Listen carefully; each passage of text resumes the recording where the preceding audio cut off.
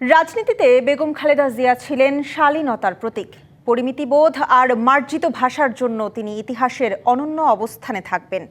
কোনো অন্যায়ের সঙ্গে আপোষ না করায় বেগম জিয়া হয়ে ওঠেন আপোষহীন নেত্রী। রাজনৈতিক প্রতিহিংসার শিকার জননন্দিত এ নেতা তার জীবনে কখনো প্রতিহিংসার রাজনীতি করেননি। বেগম খালেদা জিয়ার নাগরিক শোক সভায় এসব কথাই স্মরণ করেন দেশের বিশিষ্ট নাগরিকরা। শুক্রবার দুপুরের পর থেকেই বেগম খালেদা জিয়ার স্মরণে নাগরিক শোকসভায় অংশ নিতে রাজধানীর মানিক মিয়া এভিনিউয়ে জড়ো হন বিশিষ্ট নাগরিকরা। She knew that every technical advice has to be judged in the context of national reality, national necessity and the global context. এ সময় তিনবারের সাবেক প্রধানমন্ত্রীর স্মরণে বক্তব্য রাখেন তারা। অনেক গুণ তার ছিল, তার সবচেয়ে বড় গুণ ছিল তিনি বলেছিলেন তিনি সাহসী এবং তিনি দেশপ্রেমী, দেশকে তিনি ভালোবাসেন। বলেন তার সংগ্রামী জীবনে বারবার রাজনৈতিক প্রতিহিংসার শিকার হলেও তিনি কখনোই প্রতিহিংসার রাজনীতি করেননি।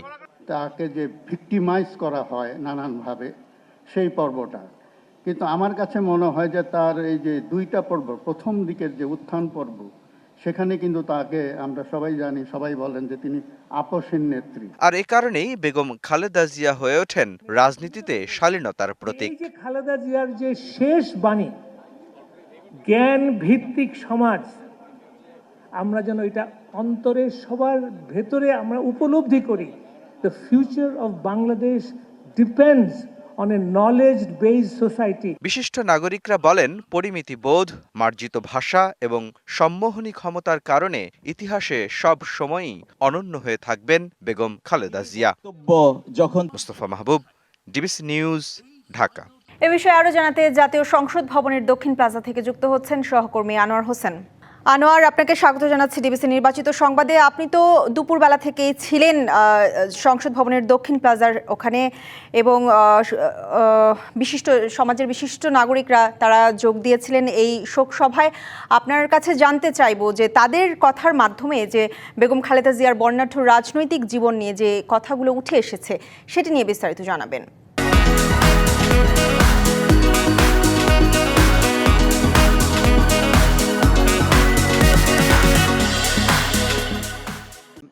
বিএনপির সাবেক চেয়ারপারসন ও সাবেক প্রধানমন্ত্রী বেগম খালেদা জিয়ার এই যে নাগরিক শোকসভা, এটি একেবারেই যদি বলি যে খুবই গাম্ভীর্যপূর্ণভাবেই সমাপ্ত হয়েছে, শেষ হয়েছে। এখানে সমাজের বিশিষ্টজন অর্থাৎ বিভিন্ন শ্রেণী পেশাজীবীর লোকজন এখানে উপস্থিত ছিলেন, এখানে বক্তব্য করেছেন। যদি বলি যে যদি আসলে পেশাগতভাবে যদি বলি উল্লেখ করি আপনাকে, সেটি হচ্ছে যেমন শিক্ষক, সাংবাদিক, গবেষক, আইনজীবী, সাবেক কূটনীতিক, অর্থাৎ এই শ্রেণী পেশার মানুষগুলো এখানে উপস্থিত হয়েছিলেন, তারা কথা বলেছেন। যে বিষয়গুলো আসলে মূলত উঠে এসেছে আজকের এই নাগরিক শোক সভায় বেগম খালেদা জিয়াকে নিয়ে বা তার স্মরণে, সেখানে যে বিষয়গুলো, তার যে বর্ণাঢ্য রাজনৈতিক যে জীবন আছে, সেই সঙ্গে তার যে আসলে এই যে ত্যাগ তিতিক্ষা গণতন্ত্রের পেছনে, তার রাষ্ট্র পরিচালনা, অর্থাৎ এই যাবতীয় বিষয়গুলো কিন্তু আসলে উঠে এসেছে।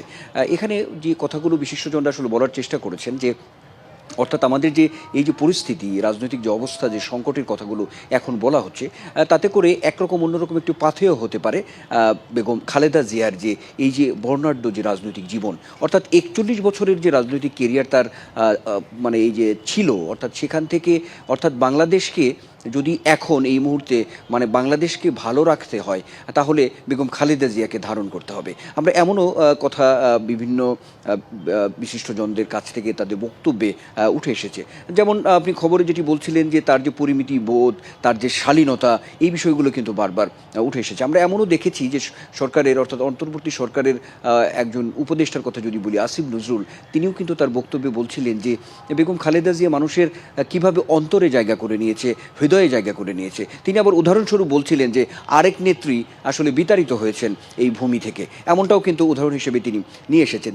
এইরকম যদি বলি আসলে নাম ধরে ধরে যদি বলি তাহলে অনেকগুলো কথাই আসলে বলা যাবে, কিন্তু মোটা দাগে যে বিষয়গুলো আসলে উঠে এসেছে, এক ধরনের স্মৃতিচারণ এখানে বিশিষ্ট নাগরিকরা করেছেন, সেই সঙ্গে বারবারই বলার চেষ্টা করেছেন যে বাংলাদেশের যে রাজনৈতিক যে অবস্থাটি রয়েছে তাতে করে আগামীর যে রাজনীতির কথা বলা হচ্ছে, নতুন বাংলাদেশের কথা যে বলা হচ্ছে, অর্থাৎ এই যে নতুন সমাজ বিনির্মাণের কথা যে বলা হচ্ছে, সেই বিষয়গুলোর সঙ্গে অবশ্যই বেগম খালেদা জিয়ার যে বর্ণাঢ্য রাজনৈতিক জীবন ছিল, অর্থাৎ তার যে এই যে এক ধরনের দৃঢ় চেতা, মানে গণতন্ত্রের প্রশ্নে এবং মানে সব মিলিয়ে সেটি আন্তর্জাতিক যেটি একটি বিষয় আছে, অভ্যন্তরীণ রাজনীতিতে যে বিষয়গুলো আছে, অর্থাৎ সেই কথাগুলোই কিন্তু আসলে বারবার ঘুরে ফিরে আমরা দেখেছি এখানে উঠে এসেছে।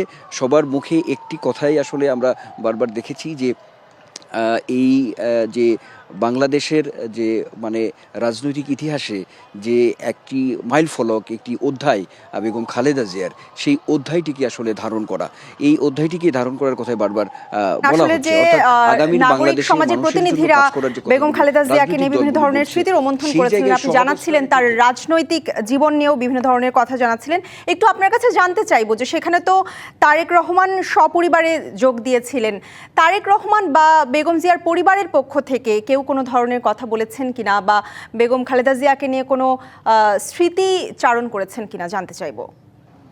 ঈশিতা, যেহেতু এই আয়োজনটি ছিল হচ্ছে নাগরিক সমাজের ব্যানারে, তো সেই জায়গা থেকে আমরা আগেই যে তথ্যটি দিচ্ছিলাম দর্শকদেরকে, সেটি হচ্ছে যে এটি আগেই বলা হয়েছিল যে এখানে বিভিন্ন শ্রেণী পেশার মানুষ থাকবেন, রাজনীতিকরাও থাকবেন, এবং বিএনপির অর্থাৎ যে এই যে বেগম খালেদা জিয়ার পরিবারের সদস্যরাও থাকবেন, এমনটা সেই জায়গা থেকেই মূলত হচ্ছে বিএনপি চেয়ারম্যান তারেক রহমান সহ তার পরিবারের সদস্যরা এখানে উপস্থিত ছিলেন, কিন্তু কোনো ধরনের বক্তব্য তারা আসলে এখানে দেননি। এমনকি অন্যান্য যে রাজনৈতিক দলের প্রতিনিধিরাও এখানে উপস্থিত ছিলেন, তারাও কিন্তু আসলে বক্তব্য দেননি।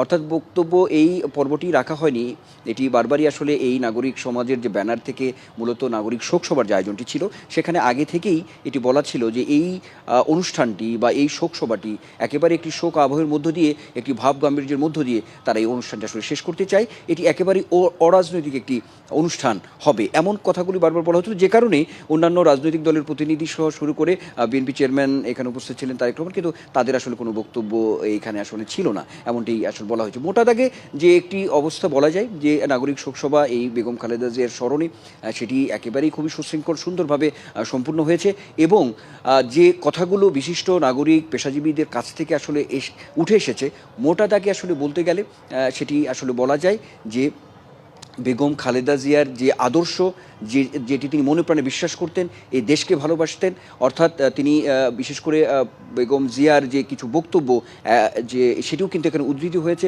অর্থাৎ তিনি যে এই দেশের মানুষকে, এই দেশের মাটি যে তার শেষ ঠিকানা, এই বিষয়গুলো কিন্তু বারবার উদ্ধৃত হচ্ছিল এই বিশিষ্ট নাগরিকদের কাছ থেকে, এবং তারা জি, আনোয়ার হোসেন, আপনার বক্তব্য একদমই পরিষ্কার। আপনাকে অসংখ্য ধন্যবাদ আমাদেরকে আজ সময় দেওয়ার জন্য।